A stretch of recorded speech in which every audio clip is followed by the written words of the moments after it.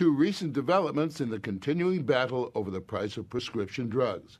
Illinois announced it will help its residents buy drugs from Canada, and Vermont announced it's going to sue the FDA for the right of its citizens to buy drugs in Canada. It may come as no surprise that the pharmaceutical industry is the most profitable business in the country. American drug prices are the highest in the world, so more than 1 million Americans now buy their medication in Canada. Mayors and governors from North Dakota to Alabama are helping their citizens get Canadian drugs by mail. Such purchases are technically illegal, but so far the federal government has declined to prosecute. But the FDA, the Food and Drug Administration, has raised the specter of safety and has been waging a campaign against Canadian importation. The FDA commissioner, when we first aired this story in March, was Dr. Mark McClellan. In these years, since Americans, for reasons purely of price, have been buying their drugs in Canada, how many incidents of harmful, unsafe drugs do you have? We don't know. You're making a case that they're unsafe, but nobody says how unsafe or how common the problems are for drugs that people buy. Well, that's the problem. In Canada. We don't know because we don't have the authority to tell where these drugs have come from or how they're, or to monitor closely how they're getting into the United States and to make sure that the drugs that come in are safe. It could be a widespread problem. That's a lot of hooey. There is no reason that buying drugs in Canada is any less safe than buying them in the United States. Dr. Marcia Angel was executive editor of the New England Journal of Medicine for 11 years. She's just published a book called The Truth About the Drug Companies. The people who say you have to worry about the safety of drugs from Canada are imagining the way it was in the old days, that there's a moat around the United States, that drugs that are sold in the United States are made by only American companies and made in this country. It's not that way anymore. Pfizer, for example, has 60 manufacturing sites in 32 countries. So the drugs are made all over the world. They're sold all over the world. Most of Pfizer's anti-cholesterol drug, Lipitor, is made in Ireland, the same Lipitor that's sold in both U.S. and Canadian pharmacies. Other familiar drugs like Zocor, Nexium, and Prevacid are the same Zocor, Nexium, and Prevacid sold in Canada. They're much cheaper there because the drug companies must abide by Canadian government price control. The drugs that are sold in Canada are often at as little as half the price of the same drug in the United States. The drug companies still make a profit on those, do they not? Oh, sure. Why else would they sell them in Canada? They're not charities. Of course they make a profit. The U.S. is the only industrialized country without some form of control on the prices of drugs. The U.S. also accounts for more than half of the industry's profits. In order to keep those profits up, the drug companies have joined the FDA in trying to shut down imports from Canada. Canadian pharmacies are feeling the pressure. This one is just over the border. Americans account for 30% of its business. You're a little nervous about us mentioning the actual name of this pharmacy. Yes. Why is that? Well, we've had several letters from the big multinationals certainly threatening to cut off the drug supply very explicitly if you are supplying medications to U.S. patients. As plain as that? As plain as that, absolutely. This pharmacy supplies drugs to municipal workers in the city of Springfield, Massachusetts, through a program set up by former Springfield Mayor Michael Albano.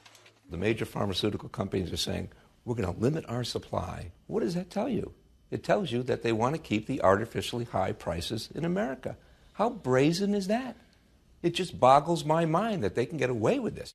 When Albano was faced with a budget crunch last year, he had to lay off firefighters, police officers, and teachers.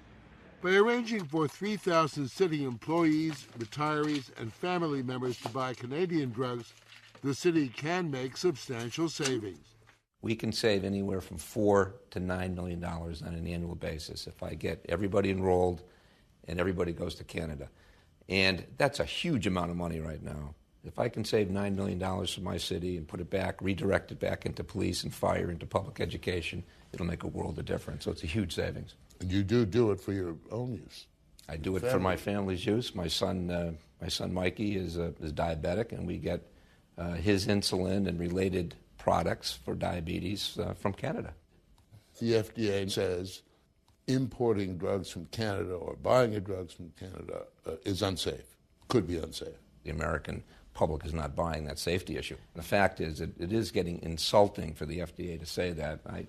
I view myself as a responsible father, and I can tell you I would not let my son inject insulin into his body 3 times a day if I thought there was a safety factor here. Mayor Albano concedes that casually buying drugs on the internet could be risky, but says it was quite simple for him to check out his Canadian supplier and challenges the FDA to do the same thing. The FDA has become a pawn for the pharmaceutical industry, that they are protecting those high profit margins. If the FDA wanted to put a plan together, similar to what we're doing in Springfield, that would be good for all Americans, they could do it in 15 minutes relative to safety.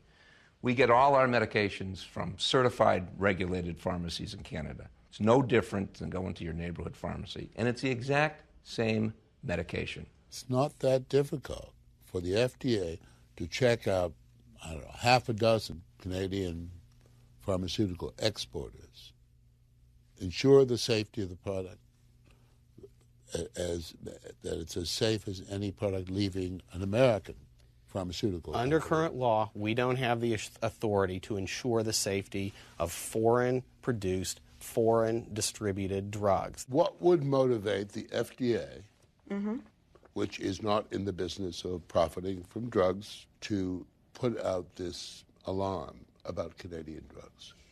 The influence of the pharmaceutical industry on our government is huge, and the FDA is a part of the executive branch of the government. And this is just the propaganda that's put out to do the drug companies' bidding, to make sure that Americans don't have access to cheaper drugs. Because then they'll come to know what's going on. And what's going on is that these drugs, while they're made by global companies all over the world, are sold in this country for about double what they're sold for everywhere else. And that they want to keep secret.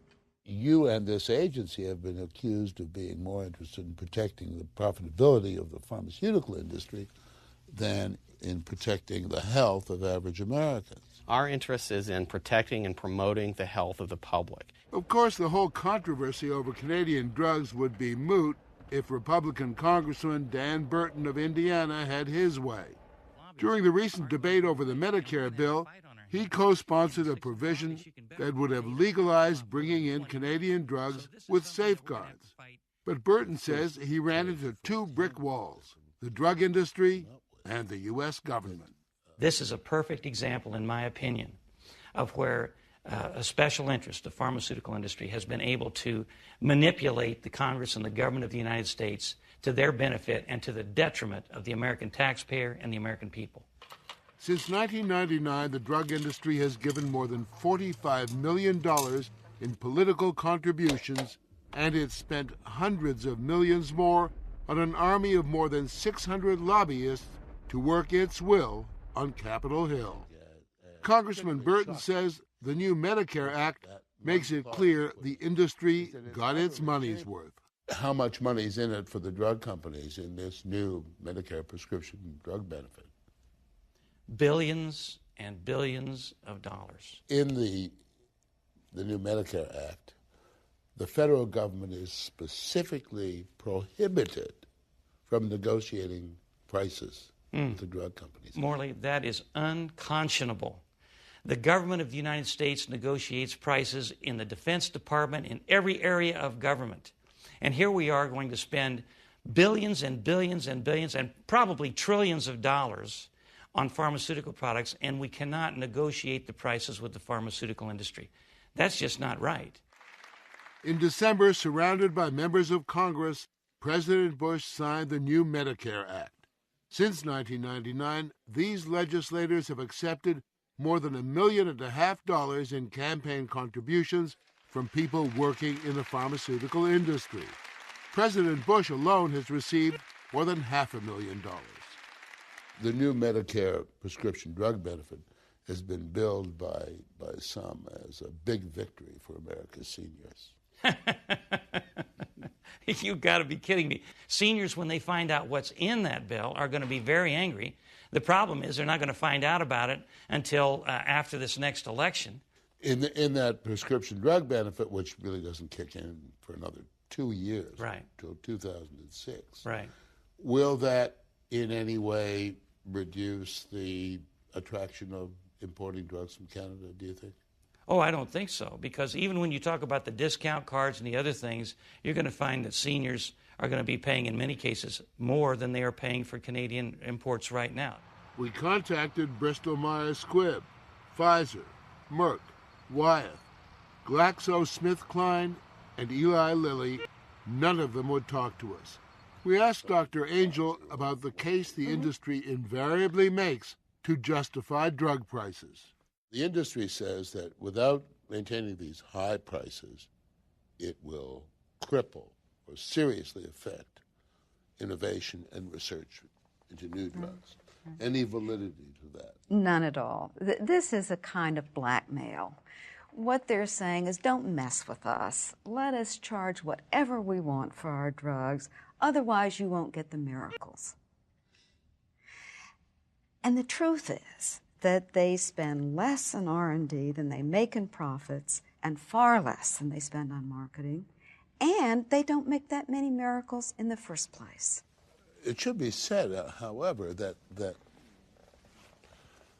drugs that we take have given us longer lives and better longer lives. That is absolutely true. The problem is that we're no longer getting our money's worth. The pharmaceutical industry is gouging the American consumer. There's no other conclusion one can draw. And why should we in this country have to pay the highest prices in the world? Why isn't the president doing something? Why isn't Congress doing something? Someone has to wage this battle, so we're prepared to do it here. And so are others. Since we first broadcast this story, at least 5 more cities and 2 states are helping people buy drugs from Canada. As for Dr. Mark McClellan, he's now head of Medicare and Medicaid.